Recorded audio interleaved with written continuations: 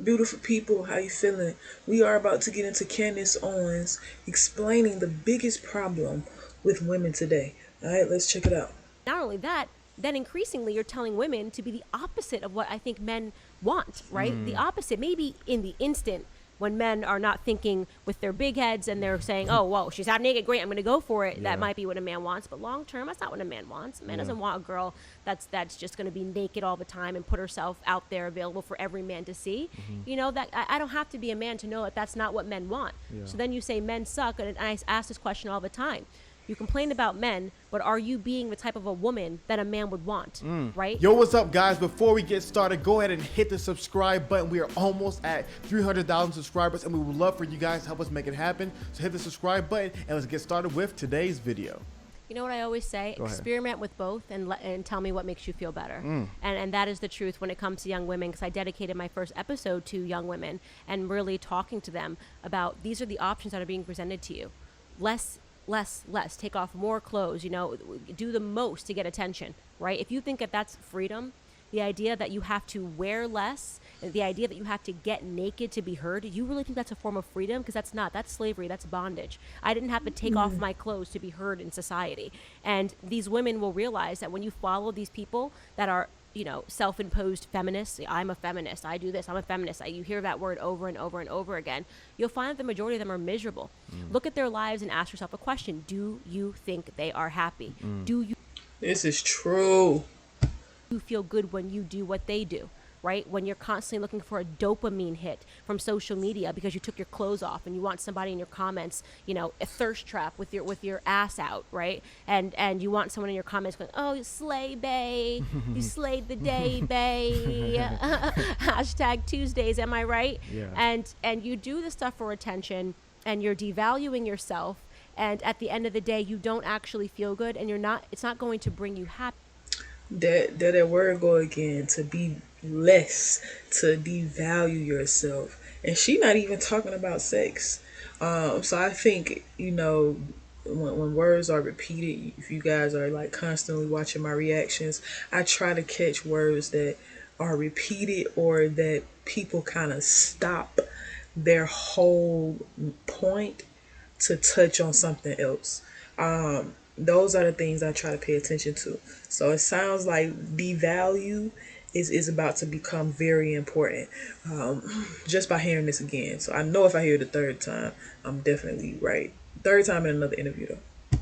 Happiness, right? So yeah, you can get guys sliding in your DM. You can get guys telling you look good. You can get guys that want to sleep with you. How many of these people actually get guys that want to stay with you, right? Are not in somebody else's DM. The same way that you found him is the same way he's going to find somebody else. Because we're Exactly. increasingly becoming a part of a society that's ADHD. You want to know why our grandparents stayed together? Because they weren't looking at ass cheeks all day on Instagram and refreshing it and going, oh, well, that girl looks younger, that girl looks better, that girl's face tuned, you know, and I think that is what these young women that they're following are telling them. You've got 13-year-olds getting lip injections, right? Because they want to look like Kylie Jenner. Again, not a shot to Kylie Jenner, but What? 13? what society have we created that ever made Kylie Jenner feel like she had to go out and buy those lips, that she had to contour her entire face and change her entire body? She was already a beautiful little girl. So the society is ill. It's not normal, right? Don't let these people convince you that that's normal. That's cancer, and that cancer will become contagious to you if you accept that. You don't follow better role models. It seems to me a lot of women, when they hear conservative values, the trigger to them, and I could be wrong, the trigger to them, it seems as, you know, bondage, you know, go back in the kitchen, you know, shut up and just, you know what I mean, just be a slave to your husband. Why do you feel like there's so much of a, when they're hearing about some of the things that you say, like what makes you happy is making your husband a sandwich, some people like that sounds crazy, Yeah. right? So why do you think there's such a disgust, such a rejection of that kind of idea of that kind of woman, in regards to modern society? Because we're being brainwashed via the education system. Okay. You learn feminism in school, right? You learn feminism. I had to actively Define, learn it. and for clarification, how do you define feminism? I can tell you how they define it and what it actually is, right? Go So ahead. feminism in school, when you learn Yeah, this is a total sidebar. It really ain't none of y'all business, but it threw me off. I just looked at it. Message from my fiance. I let her know this morning that she left her ring. She goes and buy a $12 temporary ring. What? I gotta respond. That's why I had to tell y'all. This is crazy.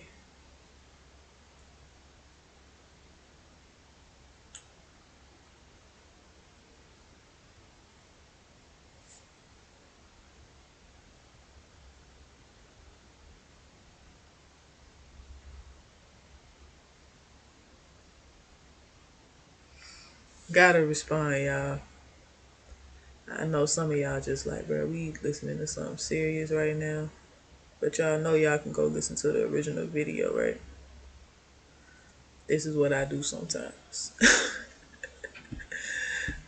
Learn it is you're just fighting against the patriarchy, and you're supposed to see the patriarchy everywhere. It's the same way that critical race theory and race is being taught. The idea is not, they're not actually teaching you anything but how to hate white people when you're learning about race in school. And when you are learning about feminism, they're not actually teaching you anything other than how to hate men and to see the patriarchy and men putting you down everywhere, right? So when you have that form of psychological conditioning taking place in the school system, you're producing women that see the patriarchy everywhere. It becomes like a paranoia, right? Oh my God, I've asked me to make a sandwich. Oh my God, can I make a sandwich? And then that's it, I'm trapped.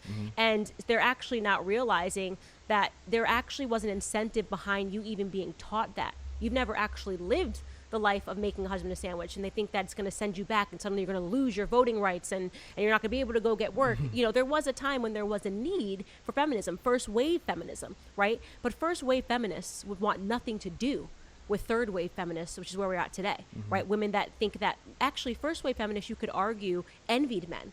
Right? They wanted to be able to go to work. They wanted to have that option to be something outside of the home. Right? Now we have that option, and we're being told the exact opposite, which is that if you everything in the home is bad. And that's what you call throwing out the baby with the bathwater. There are some really amazing things. I think the best things that come from being at home. Sometimes I think we got the bad end of the deal. Right? I'm like, why? Wait, we got to stay at home and do nothing and spend our husband's money, and somebody complained? Yeah. That's a joke, guys. That's a joke. But no, that and to me, I think that's the part where, you know, I've unfortunately seen that. And now COVID was created so everybody can go back home. Ain't that crazy? Ain't that something? Everything is full circle. That happens so much in society, that there's such a mischaracterization to me of what people think as stay-at-home mothers and traditional women. There's such a mischaracterization, like these women were prisoners, Right. you know, and so whereas, like you said, I think first wave feminism wanted women to have a choice, but then third wave, the choice is gone. You must choose what we want for Exactly. you, right? What we want is you need to be top 40 Forbes company, a corporation. If you don't have that, then you somehow failed. And I'm like, that is so backwards and so wrong. And it also goes against biology. Yeah. You know, it goes against biology. There's a reason, biological underpinning to everything that we have in the society. People keep trying to outthink biology. It doesn't work that way, right? There's a reason, you know, women can carry children and men can't. So that instantly allows man to have different goals in terms of the workforce than women, because that means we have to make a decision: do we have children, or continue working in our career, or try to juggle both? Men don't have that same pressure, and it's not their fault. They didn't design this. You know, men weren't like, well, I have an idea, let's not be able to carry children, only let women be able to do that. And so there's the biological reality of that, and increasingly you see women that go for it in terms of their career because they have the societal pressure, and then it's too late. And then they realize, wow, this job is not making me happy. But my gosh, can I just tell you as a new mom what you feel like when your son smiles at you? Like, you know, when your baby looks up at you, there's no greater feeling of accomplishment. Like there is none. I have accomplished a lot in my life in terms of my career. And I can tell you there is nothing that satisfies me more than just my baby smiling at me. And we're taking... Wow. I'm catching chills on that thing. I don't even know if I can see. But every time I hear a mother talk like that, it's just like, that's baby fever, man. Sheesh. that away from women because we're telling them that's the wrong aspirations to have in life. Another thing that I've noticed going on in society is that there is a lot of cynicism towards men as well. And you've talked about it, you know, as well on your show and on different platforms.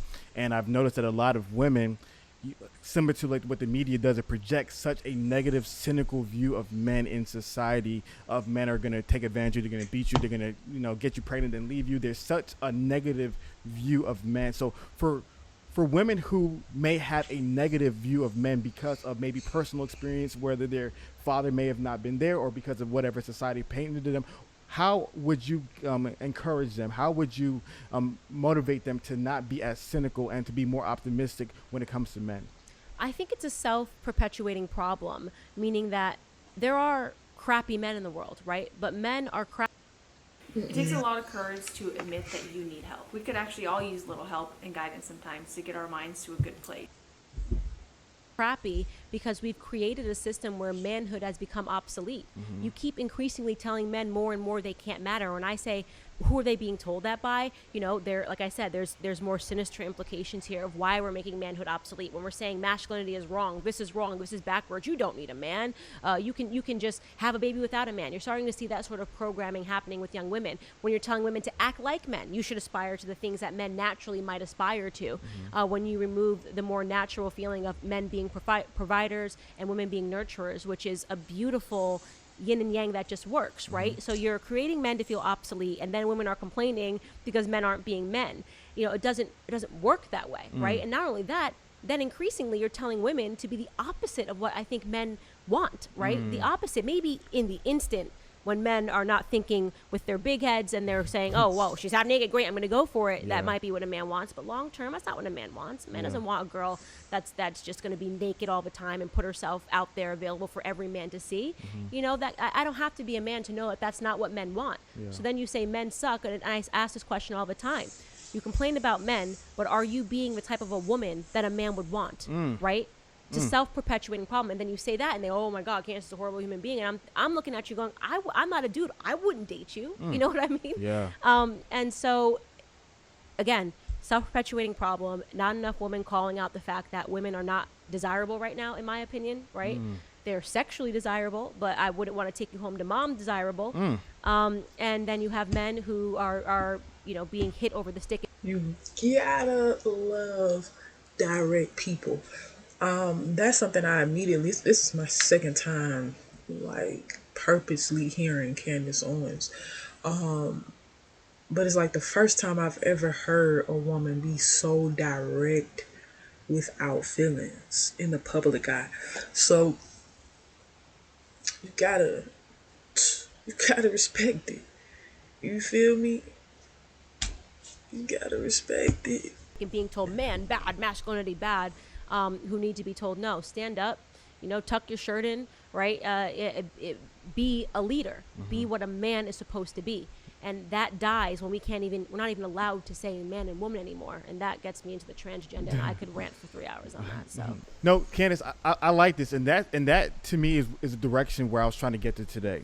Because the first part that I was thinking about was that it appears to me that a lot of the critiques that can appear to be personal is not really an attack on an individual, right? And none of us are perfect. Sometimes I say it the wrong way. Sometimes you say things the wrong way. None of us are perfect. But one thing that I think you're passionate about is that you're seeing that some of these ideas that are being projected in society, how they're negatively affecting the next generation, especially as it pertains to our children, especially your child. And so I think that's something in which I definitely agree with you that unfortunately in today's society, there's such an unhealthy culture, especially amongst men and women, especially amongst men. That's why we do what we do at the Roommates, trying to uplift and build better men, because we see that society creates so many unhealthy messages. And it's funny that you mentioned that point where when you think about how women were once soft in the past, traditionally, right, generally speaking, and men were considered to be hard and tough. Now it's kind of flipped in inverse, right? Now that the women are projected to be these hard, tough individuals, and now these men are now created to be soft pillows, and you see them on college campuses, right? Right.